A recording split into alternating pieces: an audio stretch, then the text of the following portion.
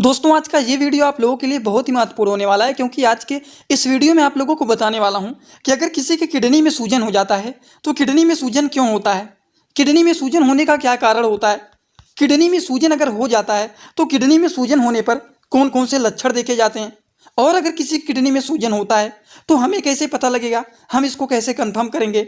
इसको कंफर्म के लिए टेस्ट कराया जाता है, जिससे हमें पता चल जाता है कि ये किडनी में सूजन क्यों हुआ है, क्या कारण है, और अगर किसी की किडनी में सूजन हो जाता है तो उनमें कौन कौन से लक्षण देखे जाते हैं। सारी की सारी बात आप लोगों को एक ही वीडियो में बताने वाला हूं। दोस्तों अगर आप मेडिकल के छात्र हैं, प्रैक्टिस करने वाले छात्र हैं, तो एक बार अगर आप इस वीडियो को पूरा देख लेंगे तो पूरा डिटेल में गारंटी ले सकता हूं आपको इसके बारे में पूरी की पूरी जानकारी हो जाएगा। तो चलिए दोस्तों वीडियो को स्टार्ट करते हैं बिना देर के। लेकिन स्टार्ट करने से पहले एक महत्वपूर्ण सूचना है कि सपोर्टिंग आप फार्मेसी के इस चैनल पर यह वीडियो बनाया जाता है केवल मेडिकल छात्रों के नॉलेज के लिए। तो कोई भी दवा अपने से ना इस्तेमाल करें बिना डॉक्टर के सलाह के।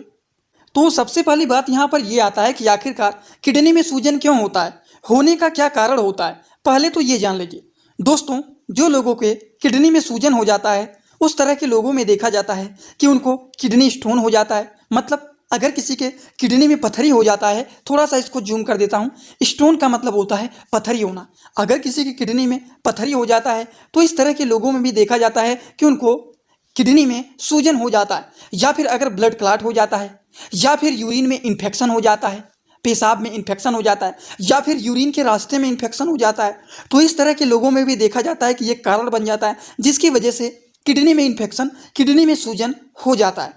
समझ गए। या फिर प्रोस्टेट ग्लैंड जो होता है, जो प्रोस्टेट होता है, अगर मान लीजिए ये इनलार्ज हो जाए, इसका साइज लार्ज हो जाए, तो इसके वजह से भी देखा जाता है कि किडनी में सूजन हो जाता है। या फिर यूरेटर में अगर ट्यूमर हो जाता है तो उसके कारण भी देखा जाता है कि किडनी में स्वेलिंग हो जाता है, किडनी में सूजन हो जाता है। या फिर जो यूरेटर होता है ये बहुत ही पतला हो जाता है, नैरो हो जाता है, तो वो भी होता है एक कारण जिसकी वजह से देखा जाता है कि किडनी में सूजन का ये भी एक कारण बन जाता है। तो दोस्तों किडनी स्टोन हुआ है, या फिर ब्लड क्लॉट हो गया है, या फिर यूरिन में इन्फेक्शन हो गया है, या फिर प्रोस्टेट इनलार्ज हो गया है, या फिर यूरेटर में ट्यूमर हो गया है, या फिर यूरेटर जो है वो नैरो हो गया है, तो ये कुछ कारण होते हैं। अब इनमें से कोई भी एक कारण हो सकता है जिसकी वजह से देखा जा सकता है कि किडनी में सूजन हो जाना। समझ गए आप लोग। अब पहली बात तो आप लोगों को यहाँ पर पता ही चल गया कि इस किडनी में अगर किसी के सूजन होता है तो क्या क्या कारण हो सकते हैं। इनमें से कोई भी एक कारण हो सकता है जिसकी वजह से किडनी में सूजन हुआ है, ये देखा जाता है। लेकिन हमें कैसे पता चलेगा कि इनके किडनी में सूजन हुआ है, तो पता चलता है लक्षण को देख करके। तो कौन कौन से लक्षण देखे जाते हैं अगर किसी की किडनी में सूजन हो जाता है। दोस्तों अगर हम लक्षण की बात करें तो सबसे पहला जो लक्षण देखा जाता है, यूरिनेशन के दौरान पेनफुल होगा। मतलब जब पेशाब करने जाएंगे, यूरिन को पास करेंगे तो बहुत ज़्यादा दर्द होगा। वहीं पर देखा जाता है एब्डोमिनल पेन, पेट में दर्द होना। जो ब्लैडर होता है, जो पेशाब की थैली होता है, वो पूरी तरह से खाली ना होना, या फिर जी मचलाना, उल्टी होना, ये कुछ इनके लक्षण होते हैं जिनके माध्यम से दोस्तों पता लगाया जाता है कि क्या किडनी में स्वेलिंग हुआ है, क्या किडनी में सूजन अगर हो जाता है तो इसी के माध्यम से ये लक्षणों को देखते हुए पता लगाया जाता है कि किडनी में सूजन हुआ है कि नहीं।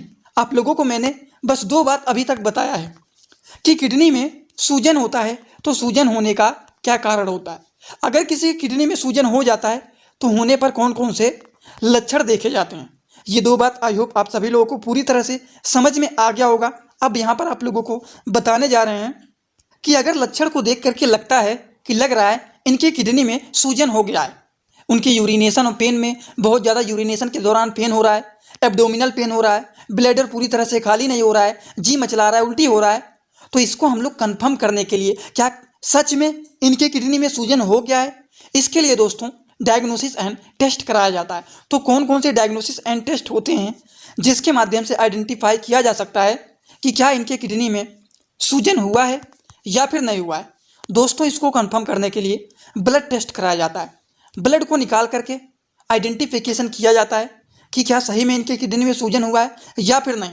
कुछ और भी टेस्ट होते हैं जिसके माध्यम से आइडेंटिफिकेशन किया जाता है, जैसे कि अल्ट्रासाउंड के भी माध्यम से आइडेंटिफाई किया जाता है कि क्या सच में इनके किडनी में सूजन है या फिर नहीं है। अगर नहीं है तो कोई बात नहीं, लेकिन अगर किडनी में सूजन हो गया है तब उसका ट्रीटमेंट किया जाता है, इलाज किया जाता है, मेडिसिन दिया जाता है। तो कौन कौन से मेडिसिन दिए जाते हैं वो अभी आप लोगों को लास्ट में पूरा का पूरा डिटेल बताऊंगा। लेकिन और भी जान लीजिए, कुछ और भी टेस्ट होते हैं, जैसे कि किडनी का बायोप्सी टेस्ट किया जाता है। दोस्तों इसी तरह से मैं आप सभी लोगों के लिए एक बुक बनाया हूं, जिस बुक का नाम है A to Z medicine book. ये जो दोस्तों बुक है ये टोटल 600 पेज का है, जिसमें आप लोगों को टोटल 46 चैप्टर मिल जाएंगे और साथ ही साथ आप लोगों को फ्री में पूरे बुक का 46 वीडियो लेक्चर भी मिल जाएगा हर एक चैप्टर का, जिसकी आप लोगों को मिल जाएगा मात्र 499 रुपये। ये बुक आप लोगों को PDF के फॉर्मेट में व्हाट्सअप पर मिलेगा। जो कि आप कैसे लेंगे, इसी वीडियो के कमेंट बॉक्स में जाएंगे, वहाँ पर एक लिंक मिल जाएगा। जब आप उस लिंक पर क्लिक करेंगे तो डायरेक्ट आप व्हाट्सअप पर पहुँचेंगे, उसी नंबर पर आपको पेमेंट करना है, वहीं पर आपको बुक और पूरे बुक का वीडियो लेक्चर भी मिल जाएगा। जो लोग लेना चाहते हैं ले सकते हैं, जो लोग प्रैक्टिस करने वाले छात्र हैं जरूर इस बुक को परचेज करें, जिसमें हजारों प्रकार की दवाइयों का नॉलेज आपको मिल जाएगा। यह भी एक टेस्ट होता है जिसके माध्यम से आइडेंटिफाई किया जाता है कि क्या किडनी में सूजन है कि नहीं है, क्योंकि सिम्टम को देख करके तो लग रहा है कि मरीज की किडनी में सूजन हुआ है। जैसे कि यूरिनेशन के दौरान पेन होगा, ब्लैडर पूरी तरह से खाली नहीं होगा, जी मचलाना, उल्टी होना, एब्डोमिनल पेन, पेट में दर्द होना, ये सारे लक्षण देख करके लग रहा है कि किडनी में सूजन हो गया है। उसको कंफर्म करने के लिए ये सारे टेस्ट किए जाते हैं। सबसे पहला टेस्ट आपको बताएं, कौन सा टेस्ट बताएं? सबसे पहला टेस्ट आपको बताएं ब्लड टेस्ट के माध्यम से भी आइडेंटिफाई किया जाता है। दूसरा टेस्ट बताएं अल्ट्रासाउंड के माध्यम से भी कर सकते हैं। तीसरा टेस्ट बताएं कि किडनी का बायोप्सी टेस्ट भी होता है, इनके माध्यम से भी आइडेंटिफिकेशन किया जा सकता है। तो ये कुछ टेस्ट होते हैं जिसके माध्यम से आइडेंटिफाई किया जाता है कि क्या सच में इनके किडनी में सूजन हुआ है या फिर नहीं हुआ है। इतना बात आई होप आप सभी लोगों को समझ में आ गया होगा। तो दोस्तों अब आप लोगों को बताने जा रहे हैं कि अगर किसी के किडनी में सूजन हो गया है, ये कंफर्म हो गया टेस्ट के माध्यम से, तब इसको ठीक करने के लिए कौन कौन से मेडिसिन दिए जाते हैं, अब आप लोगों को ये बताने जा रहे थे। तो चलिए दोस्तों, जो लोग अभी तक ध्यान से नहीं देख रहे थे तो कोई बात नहीं, लेकिन जब मेडिसिन बताने जा रहे हैं तो अब आप लोग एकदम ध्यान से और अच्छे से वीडियो को पूरा देखना। तो चलिए बात करते हैं। सबसे पहला दोस्तों जो मेडिसिन है वो है फिनॉक्सीमेथिल पेनिसिलिन। इसका जो नाम है ये थोड़ा सा बड़ा है, लेकिन इस नाम को पढ़ने के लिए इसके 3 पार्ट में आप तोड़ लेना। कैसे? फिनॉक्सी, कलर को चेंज करता हूँ, येलो कलर चलेगा ना? हाँ चलेगा। अगर मान लीजिए आपको ये नाम पढ़ने में कन्फ्यूजन होता है तो इसको 3 पार्ट में आप तोड़ लीजिए। जैसे कि फिनॉक्सी मेथिल पेनिसिलिन, समझ गए? तो इसको हम लोग बोलेंगे फिनॉक्सीमेथिल पेनिसिलिन। ये होता है जो कि 250 mg का ये मेडिसिन है, फिनॉक्सीमेथिल पेनिसिलिन। दोस्तों ये एक प्रकार का एंटीबायोटिक टैबलेट होता है, और एंटीबायोटिक का काम क्या होता है? एंटीबायोटिक जो होता है 2 वर्ड से मिलकर बना होता है, एंटीबायोटिक। एंटी का मतलब होता है अपोजिट काम करना, बायोटिक का मतलब होता है बैक्टीरियल इन्फेक्शन के अपोजिट।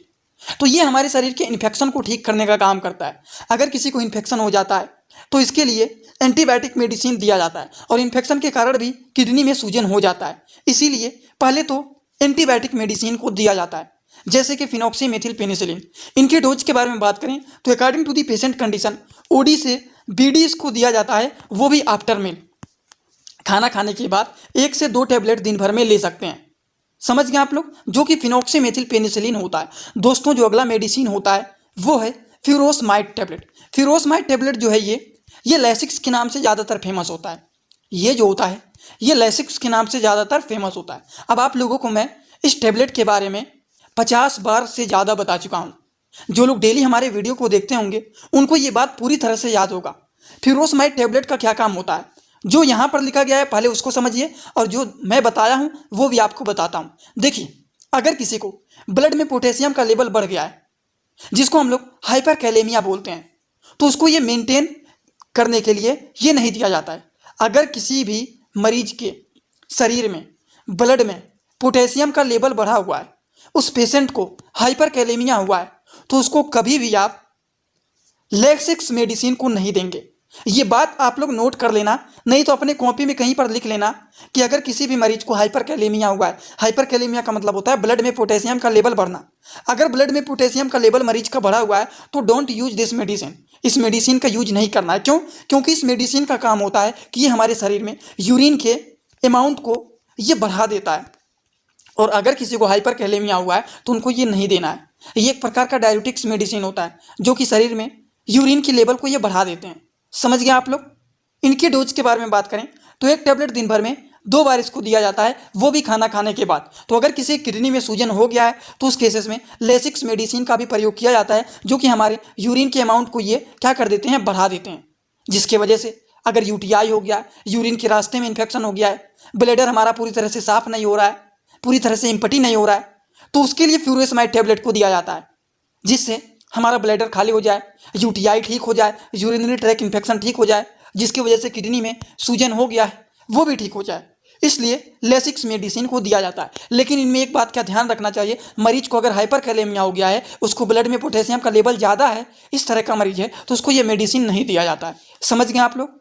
तो चलिए दोस्तों, कुछ और भी मेडिसिन के बारे में जान लेते हैं कि अगर किसी किडनी में सूजन हो गया है तो और कौन कौन से मेडिसिन होते हैं जो कि इस केसेस में इस्तेमाल किए जाते हैं। जैसे कि डेस्लोराटाडीन, ये एक ऐसा टेबलेट होता है जो कि न्यूकोप के नाम से भी ज़्यादातर ये फेमस होता है। इनका जो मेन काम होता है, ये हमारे शरीर में, अगर न्यूकोप का मतलब होता है अगर हमारे शरीर में ईचिंग हो रहा है तो ईचिंग को ये ठीक करने के लिए न्यूकोप टेबलेट को दिया जाता है, जो कि डेस्लोराटाडीन के नाम से ज़्यादातर फेमस होता है। समझ गए? इनके डोज के बारे में बात करें तो एक टेबलेट खाना खाने से पहले, आफ्टर मील का मतलब होता है खाना खाने के बाद, बिफोर स्लीप और सोने से पहले एक टेबलेट इसको ले लेना है। जैसे आप रात में खाना खा लिए और खाना खाने के बाद आप सोने जाते हैं तो सोने से पहले एक टेबलेट इसको ले लेना है, जिसका काम होता है अगर शरीर में ईचिंग हो रहा है तो उस ईचिंग को ये ठीक करने का काम करते हैं।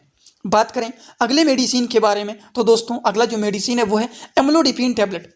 एम्लोडिपिन टेबलेट का काम क्या होता है? एम्लोडिपिन टेबलेट जो होता है, इसका जो नाम होता है, जिस नाम से ज़्यादातर फेमस होता है, वो होता है एम्लोवास 5। ये एम्लोवास 5 के नाम से ज़्यादातर ये फेमस होता है। और एम्लोडिपिन टेबलेट एक ऐसा टेबलेट होता है, इसको इस तरह के पेशेंट को दिया जाता है जिस मरीज का ब्लड का प्रेशर का प्रॉब्लम है, उस तरह के लोगों को ये दवा दिया जाता है एम्लोडिपिन टेबलेट। अगर मान लीजिए ब्लड प्रेशर में प्रॉब्लम है, ब्लड प्रेशर बढ़ जाता है, तो उस केसेस में ये टेबलेट को दिया जाता है। इसलिए दिया जाता है कि अगर मान लीजिए ब्लड प्रेशर की प्रॉब्लम की वजह से अगर उनके किडनी में सूजन हो जाता है तो उस केसेस में भी दिया जाता है। तो सबसे पहले ब्लड प्रेशर को मेजर किया जाता है, ब्लड प्रेशर तो नहीं ना इनको प्रॉब्लम है। अगर ब्लड प्रेशर का प्रॉब्लम रहता है तब उस केसेस में एम्लोडिपिन बेसिलेट टेबलेट को दिया जाता है, जो कि एक प्रकार का इंडियन फार्माकोपिया का टेबलेट होता है। इस टेबलेट के डोज के बारे में बात करें तो एक टेबलेट दिन भर में केवल एक बार दिया जाता है, वो भी खाना खाने के बाद। अगर आपने आज मॉर्निंग में खाना खाने के बाद एक टेबलेट खा लिया है तो उसके बाद कल आप लोग मॉर्निंग में एक टेबलेट खाना खाने के बाद खाएंगे। समझ गए आप लोग? तो ये होता है एम्लोडिपिन टेबलेट। एम्लोडिपिन टेबलेट किस तरह के पेशेंट को दिया जाता है ये भी आप लोगों को बता दिया हूँ। दोस्तों, इतने सारे मेडिसिन के बारे में बताएं हैं। अगर मान लीजिए इनमें से कोई भी मेडिसिन गैस्ट्रिक कॉज कर देता है, पेट में गैस हो जाता है, पेट फूल जाता है, जलन होने लगता है, तो उस केसेस में गैस्ट्रिक ट्रीटमेंट के लिए हम लोग एंटी गैस्ट्रिक मेडिसिन को देते हैं, जैसे कि ओमेप्राजोल मेडिसिन। ओमेप्राजोल मेडिसिन जो होता है ये ओमी के नाम से ज़्यादातर फेमस होता है। ओमेप्राजोल ये एक ऐसा टेबलेट होता है जिनका काम होता है अगर पेट में इरिटेशन होता है, पेट में गैस बन गया हुआ है, पेट खराब हो गया है, पेट अपसेट हो गया है, तो उस तरह के पेशेंट को ओमेप्राजोल टेबलेट को दिया जाता है। और अगर हम लोग बात करें ओमेप्राजोल टेबलेट का डोज क्या होता है, कब लेना है कब नहीं लेना है, तो इसको एक एक कैप्सूल दिन भर में 2 से 3 बार लिया जा सकता है according to the patient condition. इसको दोस्तों आप खाना खाने के पहले भी ले सकते हैं और खाना खाने के बाद भी ले सकते हैं। वो तो डॉक्टर लोग पेशेंट के कंडीशन को देख करके बिफोर मील लेना है कि आफ्टर मील लेना है, मतलब खाना खाने के बाद लेना है कि खाना खाने के पहले लेने हैं, वो बता देते हैं। लेकिन अगर आप खाना खाने के पहले इस टेबलेट को लेते हैं तो खाना खाने के 30 मिनट पहले, आधा घंटे पहले, खाना खाने के पहले आप ले सकते हैं। समझ गए आप लोग? तो ये भी बातें हो गई। अगला जो मेडिसिन है वो है डोमपेरिडोन। अगर किसी किडनी में सूजन हो गया है, उनको नोजिया एंड वोमिटिंग का लक्षण ज़्यादा देखा जा रहा है, जी मचलाना, उल्टी होना ये देखा जा रहा है, तो उस तरह के पेशेंट को डोमपेरिडोन टेबलेट को दिया जाता है। इसको थोड़ा सा जूम कर देता हूँ तो आप यहाँ पर देखिए, डोमपेरिडोन सस्टेन रिलीज कैप्सूल। इसमें इसोमेप्राजोल भी मिला हुआ है, जो कि हमारे पेट में गैस बना हुआ है, अगर जी मचला रहा है, उल्टी हो रहा है, तो उस केसेस में इस टेबलेट को दिया जाता है, जो कि काफ़ी ज़्यादा यूजफुल एंड पॉपुलर होता है। इनका काम होता है जी मचलाना, उल्टी होना, जिसको नोजिया एंड वोमिटिंग बोला जाता है, वोमिटिंग बोला जाता है इंग्लिश भाषा में। तो इस तरह के लोगों को ये मेडिसिन डोमपेरिडोन टेबलेट को दिया जाता है। इनके डोज के बारे में बात करें तो एक कैप्सूल दिन भर में 2 से 3 बार लिया जा सकता है, वो भी खाना खाने के बाद। समझ गए आप लोग? तो ये सारे के सारे मेडिसिन होते हैं अगर किसी के किडनी में सूजन हो गया है। और अगर किडनी में सूजन हो गया है तो और कौन कौन से प्रॉब्लम इनके अंदर है, क्या क्या लक्षण देखे जा रहे हैं, तो उनके सिम्टम को देखते हुए इनमें से मेडिसिन को प्रिस्क्राइब किया जाता है। जी में चला रहा है, उल्टी हो रहा है तो डोमपेरिडोन टैबलेट को दे दिया जाएगा। समझ गए?